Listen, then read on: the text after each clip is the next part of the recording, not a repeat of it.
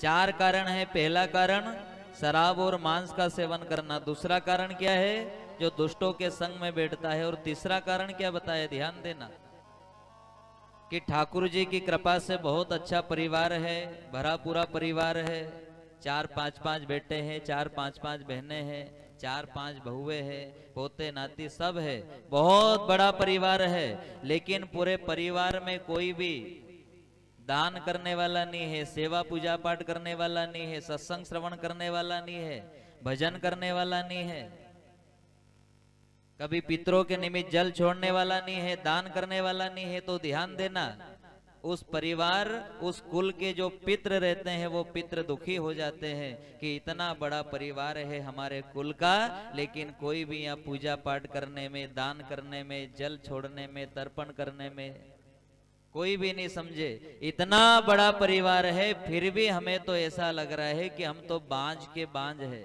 ये भाव किसका है, ध्यान देना, ये हमारे पितरों का भाव है। आप इतनी यहाँ माता जी बैठी हैं, यहाँ बासाब बैठे हैं, आप बताओ अगर आपका बुढ़ापा आ रहा है तो आप आशा किससे रखोगे ज्यादा, अपने बेटे बहू से आशा रखोगे नहीं कि ये हमारी सेवा करे, कि दूसरा बेटा बहू से, नहीं नहीं, कैसे भी हैं तो हमारे बेटे बहू हैं, उनसे ही हम आशा रखते हैं। ध्यान देना, उसी प्रकार हमारे जो पितृ हैं वो हमसे ही आशा रखते हैं, अपने परिवार से, अपने बाल बच्चों से आशा रखते हैं कि ये हमारे लिए कुछ करे। ध्यान देना सभी माताएं।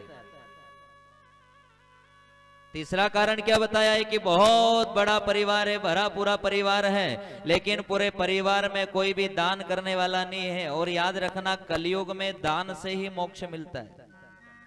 ये कथा कह रही है कि सतयुग में ज्ञान से मोक्ष मिलता था, त्रेता युग में वैराग्य से मोक्ष मिलता था, द्वापर युग में भक्ति से मोक्ष मिलता था, लेकिन कलयुग में केवल दान से मोक्ष मिलता है।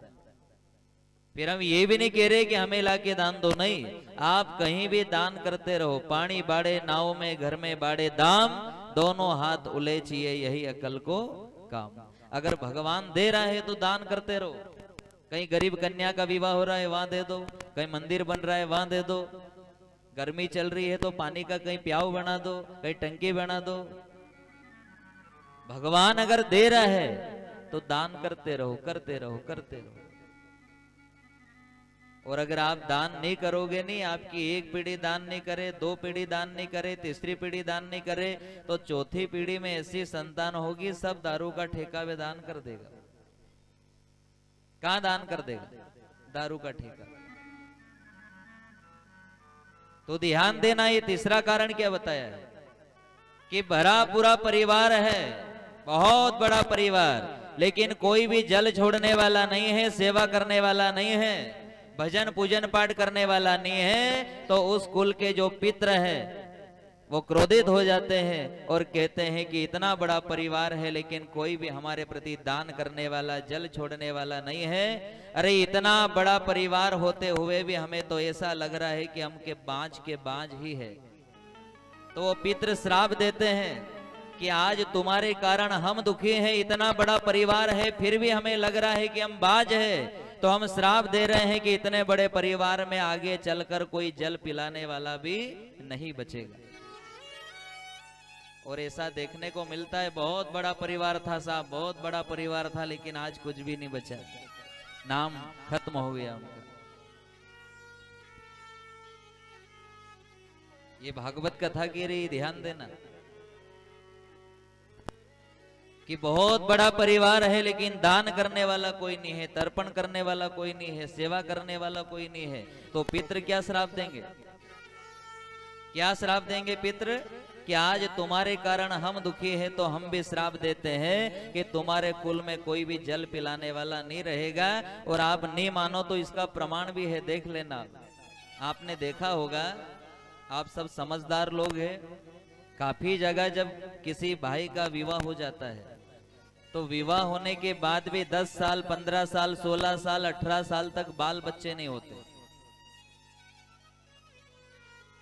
और यहां बताया है कि जिसके ऊपर महापितृ दोष होते हैं, ध्यान देना, जिसके ऊपर महापितृ दोष लगा हुआ रहता है, चाहे आप उस बालक के 10 विवाह भी करवा दो फिर भी वो बांझ के बांझ ही रहेगा।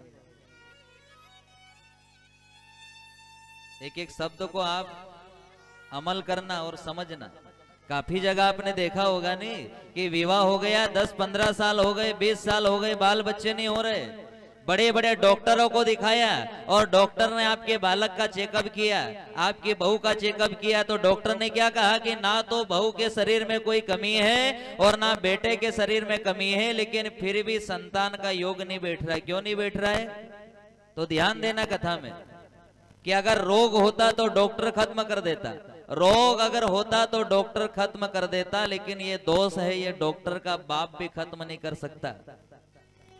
चाहे आप 10 विवाह करवा दो फिर भी बेटा बांझ के बांझ ही रहेगा। क्यों? क्योंकि ये रोग नहीं है, ये दोष है। क्या है? दोष।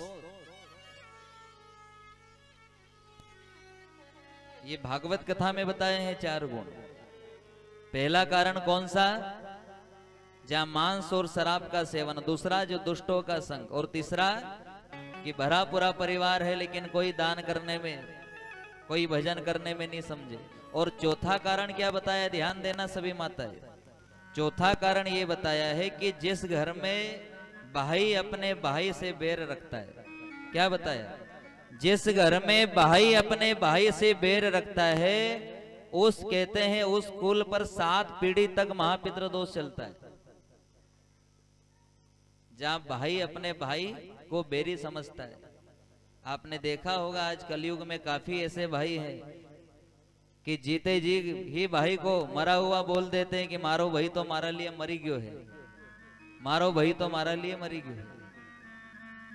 और यहाँ शास्त्र में बताया है कि भाई से बढ़कर संसार में दूजा धन नहीं होता है।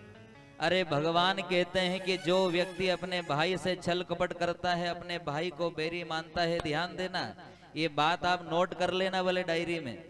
जो व्यक्ति चाहे वो नर हुआ चाहे नारी हुई, ध्यान देना, चाहे वो नर या नारी, जो अपने भाई को बैरी मानते हैं, एक दिन उसके जीवन में ऐसा दिन जरूर आवेगा कि पूरा संसार उसका बैरी बन जाएगा।